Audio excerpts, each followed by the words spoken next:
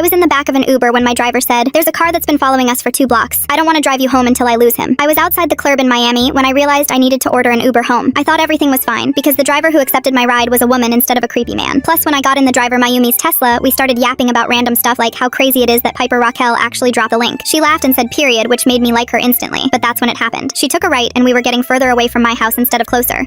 Where are we going? Do you see the black BMW behind us? She cut me off. I turned around and she continued, "He's been following us for 2 blocks. I don't want to bring you home until I lose him. Don't worry, I've done this before." "Oh my gosh," I whispered. I was so scared I could feel my coochie heartbeat. My hands were shaking. Mayumi stayed calm, and her voice was so relaxing it sounded like ASMR when she said, "It's okay. I'm gonna take some back streets and lose him. Just stay below the windows." I believed her. Why wouldn't I? She was a woman. She was protecting me. We turned down a narrow alley between 2 buildings, and I turned around to see if the black BMW was still following us. And when I saw that it wasn't, and that the coast was clear, I let out the biggest exhale of my life. Oh, thank goodness. I think we lost him. But Mayumi didn't slow down. She kept driving deeper into the alley. "I'm just making sure we actually did lose him," she said. Her voice was different now, less friendly. Something in my gut twisted, but I told myself I was being paranoid. She just saved me from a stalker. Why would I be scared of her? When she drove through the alley and we came out on the other side, my chest tightened with anxiety. There was nothing around. No clubs, no restaurants, no people. Just dark buildings with boarded up windows and streetlights that were either broken or flickering. "Where are we?" I asked. My voice came out shakier than I meant. "It's a shortcut," Mayumi said. She didn't look at me in the rearview mirror this time. I pulled out my phone to check the Uber app and my blood went cold. The app said the trip was completed, but we were still driving. Why would she end the ride if we weren't at my house yet? Unless she didn't want Uber tracking where she was actually taking me. I was about to text the police, but that's when my phone died. "You okay back there?" Mayumi asked. I looked up and caught her eyes in the rearview mirror. They weren't warm anymore. They were watching me, calculating. "I'm fine," I lied. "Just tired." She fake smiled like a flight attendant who hates the customers. I wanted to scream, but I couldn't, because now I was realizing the truth and it was making me sick to my stomach. There was never anyone following us. She made it up.